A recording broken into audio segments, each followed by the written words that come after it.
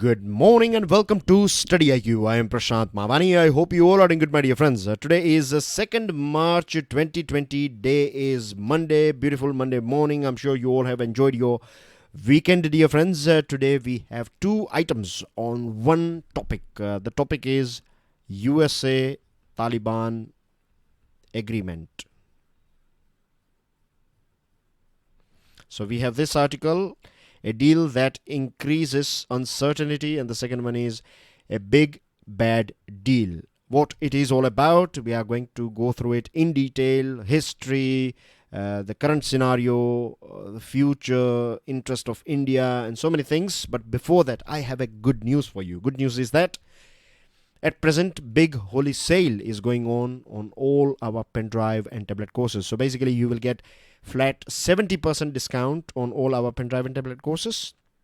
Validity is 11th March. Last date for this offer is 11th March. So make the most out of it. If you have any question, queries, doubts regarding it, you can give us a call on the numbers that you can see on your screen.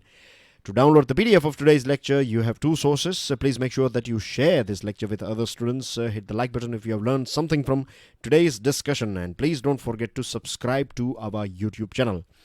So let's talk about a deal that increases uncertainty. This article is talking about this deal. The deal that was signed between USA and Taliban on 29th February 2020.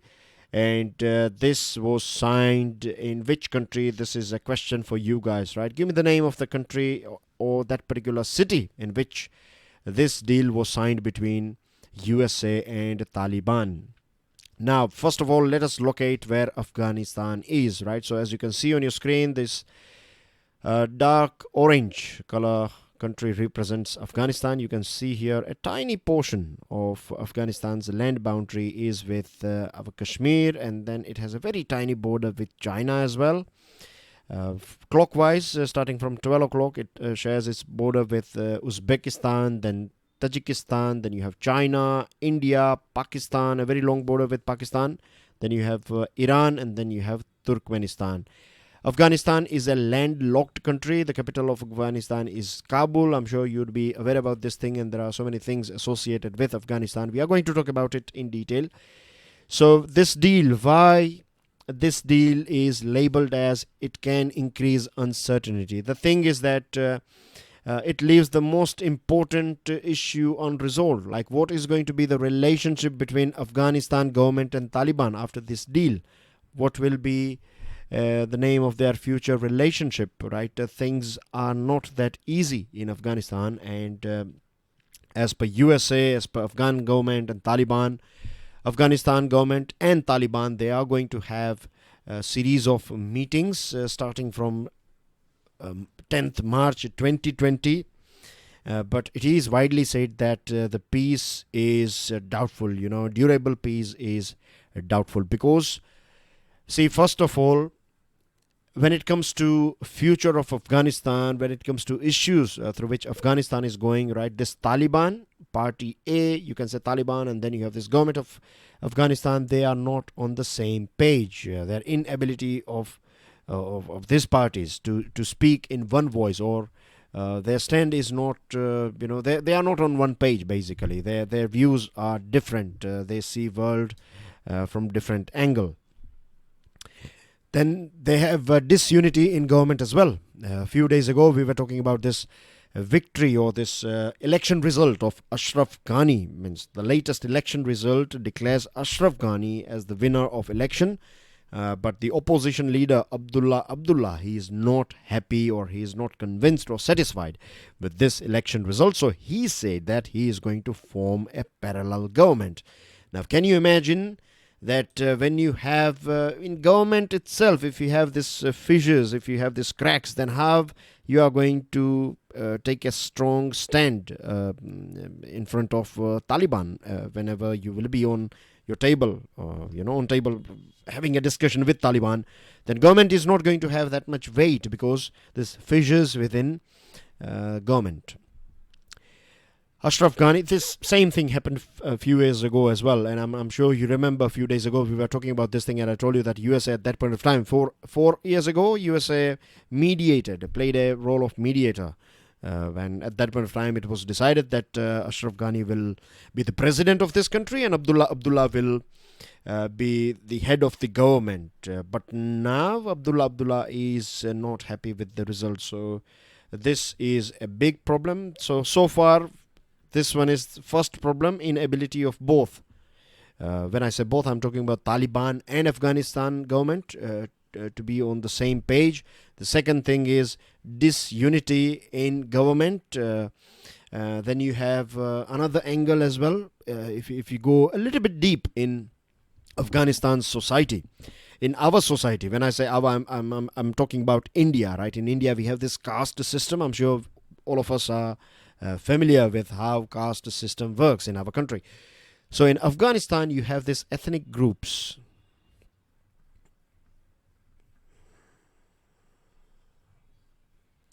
So the biggest ethnic group in Afghanistan is Pashtuns, right, or Pathans. Pashtuns are the biggest, you can say, chunk of people. And Mr. Ghani is the leader. Ghani is himself a Pashtun, so he's quite logical. He is a leader of this Pashtun ethnic group. Then you have Tajiks, you have Uzbeks, you have Tajiks, and Abdullah. He is the leader of Tajiks. Now, Tajiks have fought against Taliban for a very long period of time. So getting along with Taliban, this Tajik people and Taliban getting along with each other is going to be very difficult. So it can create problems in future. Now, if we talk about Taliban, then this deal that took place, or this agreement that took place between USA and Taliban, and basically they have agreed that they will reduce this violence. They will not behave like enemies that they used to be. They will not attack each other and things like that. Now, the thing is, Taliban is basically not at one place. Roughly 50% of Afghanistan, approx 50%, is under Taliban's control, and various regional and tribal groups, they are part of this Taliban. So Taliban is a big umbrella, and then under the Taliban you have various different tribal groups and regional groups, and they can misbehave. Not all of them are happy with Taliban's top leadership. So just imagine a scenario where on one side you have this USA-Taliban agreement, talks are going on, and on the other side you can see some groups, right, they are attacking US soldiers. So this can create shockwaves, vertically as well as horizontally.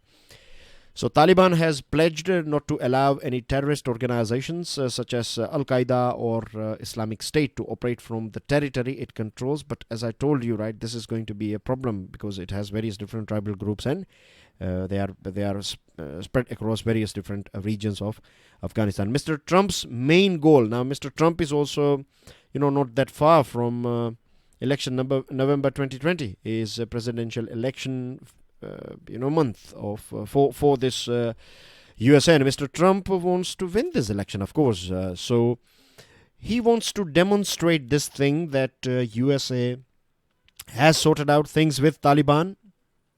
Problems of Afghanistan are over, and he wants to, of course, as a politician, he would like to take full credit of things that are taking place. Or means this peace and this agreement and this you can say this deal or this truce in Afghanistan. So he wants to sort out things as soon as possible. Now, US and NATO troops timeline, they have decided that in 14 months time they are going to withdraw their troops from, their boots will be gone from Afghanistan. So what will be the future? As you can see here very well, right, 50% of Afghanistan's region is under Taliban's control. Now, can you scale or judge the strength of Taliban? Like USA and NATO forces are here in Afghanistan, and then as well, if Taliban can control 50% of Afghanistan's region, so can you imagine once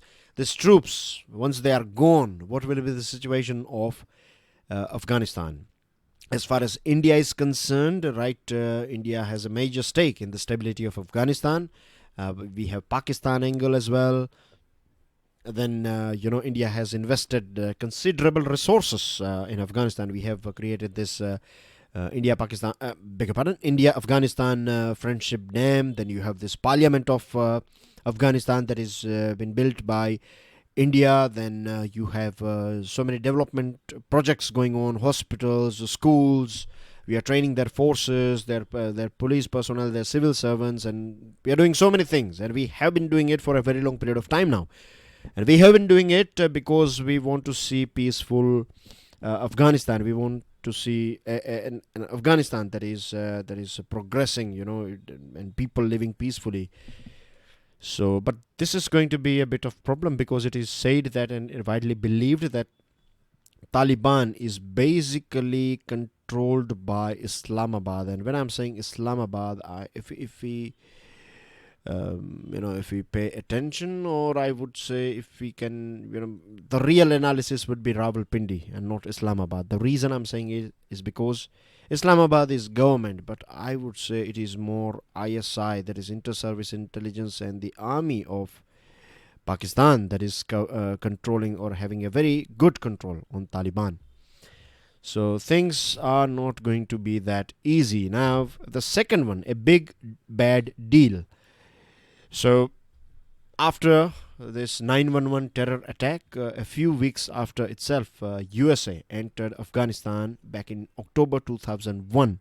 And from 2001 till 2020 now, it's been 19 long years. USA has invested, or I would say spent, a huge amount of money to take over Afghanistan and to destroy Taliban and Al-Qaeda and other organizations.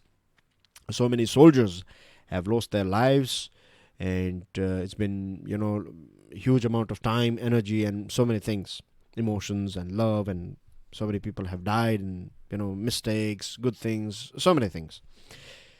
So this is, we are talking about one of the longest war in the history of United States. And by giving in to Taliban's demand, the US has practically called into question the legitimacy of government it backs. The USA, with some 14,000 troops in Afghanistan, has committed to pull them out in phased manner. And the biggest threat, as I told you, what's going to be the future of Afghanistan after these troops are withdrawn. Will Taliban respect civil liberties or accept Afghan constitution? That's a question. It looks like it will not, right? Judging by the past record of Taliban, it looks like it's going to kick out this government and it will take over this country, and then we will have more problems. And then again for 10-15 years you have to engage here. So we don't want to see this situation. So of course USA has to be very careful. The Taliban got what it wanted, withdrawal of foreign troops, and without making any major concession, Taliban has achieved it. A weakened Afghanistan government will have to talk with a resurgent Taliban. Can you imagine the situation of Afghan government? Already they are having fissures, and then you have this troops are withdrawing. It's already weak, and without this backup of USA and other countries, right, it's going to be even weaker. And now you have to, in your weakest position, you have to have a word with, or you're negotiating with a party that is stronger than you. So you are not going to get a best deal. So this is sad for the whole region, for India, and for the people and future of Afghanistan. Now let's talk about viral economies. This one is about coronavirus again. The second wave of coronavirus has spread across Nigeria and New Zealand. It has reached far countries as well. And the virus has crippled global supply chain. There are so many people, they are not able to go back to work. They are not going to work as well because of this threat of coronavirus. Then of course, it's going to turn into lower productivity. Sliding travel, tours and tourism and travel, this business has dropped as well. Flight cancellation, and it is affecting your airline industry, transportation, and there are so many other industries that are affected because of this coronavirus, and it has disrupted the whole supply chain, and it has reduced trade and investment as well. So it's not a thing that we can take that lightly, right? The coronavirus has created huge amount of damage, and it is continuously creating damage as we speak now. Now the thing is, this is an important point here, right? Markets reflected this concerns last week as indices plunged and investors stampeded for the exit, dumping stocks. So whenever you have this sort of situation, how it works is, just imagine that you have invested, let's say, 1 lakh rupees in a company, let's say Huawei, right? And let's imagine that Huawei's headquarters plus their production center is located in Wuhan district. Now, next morning you read this news item that coronavirus affects Wuhan. Wuhan is locked down. So, of course, Huawei's shares are going to drop, isn't it? Because you can imagine its supply chain will be disrupted and the business will get affected and things like that. So, you had 1 lakh stock worth 1 lakh rupees, but now it is 95,000 only. So, you will think about getting rid of this stock, isn't it? So, you will get rid of it on time. So now the money that you have, this 95,000, you will invest this money into something safe, like say gold, right? Gold is something safe. You will purchase gold worth 95,000 rupees, and you will think like, at least I will have this gold in my pocket or in my locker. How much I'm going to lose? Maybe 1,000, 2,000 if the price of gold drops down. But share market, you never know if this virus or if its effect extends, then this 95,000 may become 20,000. You never know, isn't it? So this is how it works. When you have this sort of situation going on, people will not invest. They will invest in something. They will take their money out from this stock market and they will invest in something that is safe. And this is one of the main reason why we see so many indices or so many stock markets, they have seen a sort of nosedive. Now, if US companies and their large exposures to the Chinese market or their reliance on suppliers from China, they have, they've been affected as well. You have Apple, you have other companies like Adidas, for example, and there are other companies. They have a very big market in China, as well as they have big suppliers from China as well. So their whole sales as well as production has been affected. Policymakers are sanguine about the impact on the domestic economy and how they can manage the situation by restoring to airlifting of materials if the supply chain is disrupted. When it comes to India, right, as I told you already, risk-averse foreign investors could hold back their fresh investments in India. They will not invest in India, so our economy will get affected as well. The good thing is that we are not that much, means our customer base is, China is not a big customer base for our industry. As far as supply chain is concerned, yes, there are so many items that we get as a raw material from China, so production is going to get affected. But at least on one side, as far as sales are concerned, we are not that much dependent on China, so it's not that bad for India. So what we have to do now is we have to push our domestic demand, and the good thing is that crude oil price is dropping at present. It is slipping because of lack of demand in the market, particularly China. So too much supply of crude oil, less demand, and prices going down. So this is good for India. We can make the most out of it. Inflation will come down, and this will help our country to basically to get that pickup or that speed or pace that we want. But we should act swiftly. Moving on to next item, no country for protesters. This one is a little bit biased, as in my opinion, right? I'm going to take you through some important points. Rest of the points, I'll leave it on you guys to decide. I have, in fact, added those points here. So go through it and you have to judge it by yourself. Now, this article talks about two types of protests, right? The first one is this rallies and the marches. They are more temporary in nature. And the second kind of protest is a longer one, right? It is like, let's say, what we are seeing in Shaheen Bagh area. So this is a long-term one. This one, rallies and marches that we saw, those were temporary ones. Now, both these forms of non-violent protest seek to put moral pressure on the government by focusing public attention on an injustice, isn't it? That's what protests are for. Like, if you feel, or if a group feels that something is not right, then they will protest. That they will take out rallies, marches, or they may have these dharnas, right? It depends. And everything is justified as far as you are being non-violent, right? And then everything is okay. Now, independent India has seen some success stories of such peaceful agitations bearing fruits, no doubt.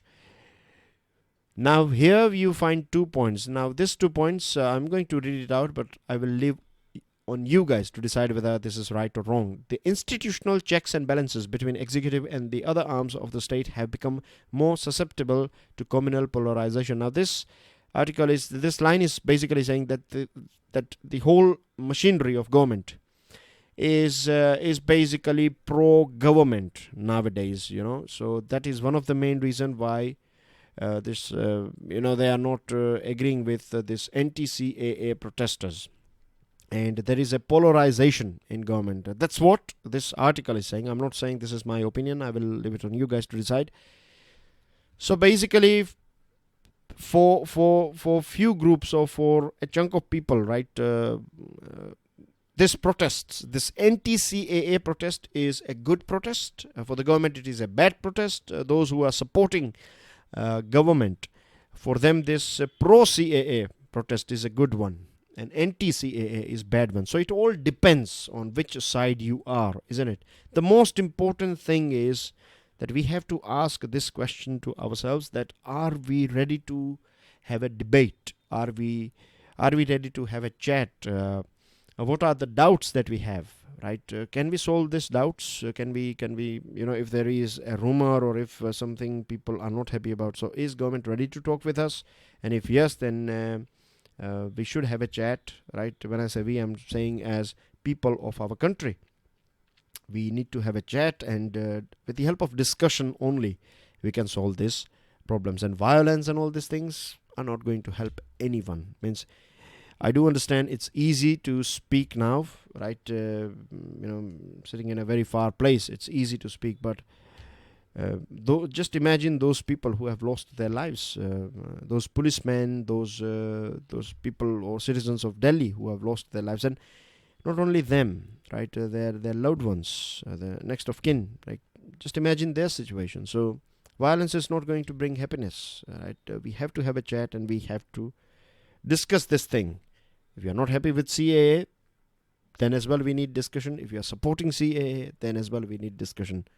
And we need to get rid of this problem as soon as possible. It's in a very smaller stage. We don't want to see it in a bigger state. Now, with tribunal independence, this one is about independence of tribunal. Going to be very brief here. On November 2019 to be precise, Constitution Bench of Supreme Court in Roger Matthew declared that this tribunal, appellate tribunal, and other authorities, qualification, experience, and other conditions of service of members, Rules 2017, as unconstitutional because it is violating the principle of independence of judiciary, and it is contrary to earlier decision of Supreme Court in Madras Bar Association series. Now, why Supreme Court has said this thing is because this tribunals and this other sort of tribunal, appellate tribunals and other authorities, you have chairmen and vice chairmen, but the thing that Supreme Court observed is that more and more bureaucrats were becoming judges, or they were reaching this, dice. So if we talk about NCLAT, then we have 2 judges and 2 secretaries. But apart from NCLAT, other places, other tribunals, you have more executives or those people who were part of government or bureaucrats.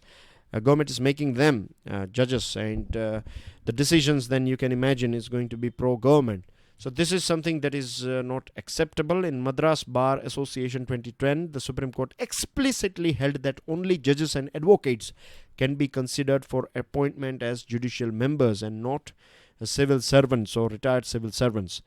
And keeping these 2 judgments in mind, Supreme Court has said that basically that the main plan is that to take away powers from the courts and to appoint those people, those civil servants who are pro-government, and by doing this, it is destroying the independence of judiciary. The last one is going to be this a plural legacy, more vital than ever. This one is about Jawaharlal Nehru.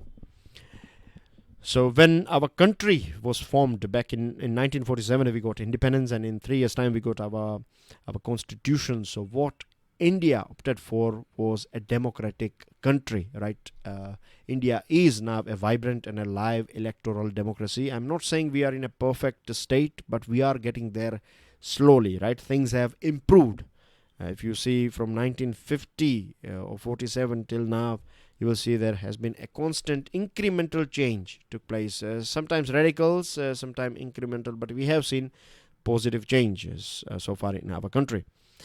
So we were having many options in 50s to go ahead with a democratic country with a thorough social inclination, without checks and balances. USA is one of the oldest democracy in the world, but around 1960s, it got rid of this rules that were anti-black. But the good thing about our country is right from the starting itself, we created a democratic nation with checks and balances, and credit goes to our founding members, and not just founding members, I would say our independent fighters as well, right? They played a very important role. So everyone, right, may it be Bhagat Singh, Gandhiji, Subhash Chandra Bose, Chandrasekhar Azad, all of them, one thing that is common is they are all are patriot, and the other thing is they were dreaming for an India that is independent, democratic, and where everyone is equal, and that's what we got after independence. So this article is talking about Jawaharlal Nehru, that he was an outstanding leader when Mahatma Gandhi broke his last fast on 18 January 1948. Very few of us would be aware about this fact, that Nehruji was also on fast in sympathy with Mahatma Gandhi. And he has wrote about this. He has wrote this book, The Discovery of India. One serial is also there. You'll find it on YouTube. The name is Bharat Ek Khoj, right? It's in Hindi. I'm not sure whether it is available in English, but this book is available, The Discovery of India, and you should read this book, right? It will give you insight about the history, ancient, medieval, and modern history of our. This was written by Jawaharlal Nehru when he was in jail from 1942 to 45. I do understand there are groups, like there are people who are anti-Nehru, there are people who are pro-Nehru, right? But you all are aspirants and you are preparing for civil services, so you have to read our leaders, you have to understand them, very impartially. You cannot be biased towards anyone. You have to understand, whether you personally like it or not, it doesn't matter, right? You have to read them, you have to understand them, and then you can decide whether their strategies were right or wrong, right? Personally, I would say you cannot hate anyone, right? Because you are going to be civil servant, right? So personal things, it's a different thing. If you don't like someone's face or personality, that's not important. What is important for you is to understand whether a strategy is good or not. If it is good, then why? If it is bad, then why? You have to justify it. You cannot just go with the flow and say that I don't like Gandhiji and non-violence thing. You have to prove it. You have to have some reason, logical reason to support your argument, So make sure you go through this book, and it's not going to be a waste of time. Trust me, it's not just about Nehru. He will take you through so many things, and you will, directly, indirectly, you will read about so many things, what his father used to do and his experiences with Gandhiji and so many things. So basically, India's democratic sensibilities ran deeper than the constitution, and you can find it in this book. Like democracy is not something that we got after constitution. We used to have this DNA. If you go through our ancient history, then you find this sanghas that we used to have, where this, the father of Lord Buddha and Mahavira, they used to rule. So at that point of time as well, those Sanghas, they used to be democratic in nature, right? Bit different than modern democracy, but democracy was there. So this is the reason why it says that India's democratic sensibilities run deeper than the constitution. And that's basically everything in today's discussion, dear friends. These are the news items that you can see on your screen. It's about CAA, then you have coronavirus news, situation in Delhi. Then you have this one important one. India is host to 457 migratory fauna. Water crisis looms largely in Himalayan region. Very sad thing.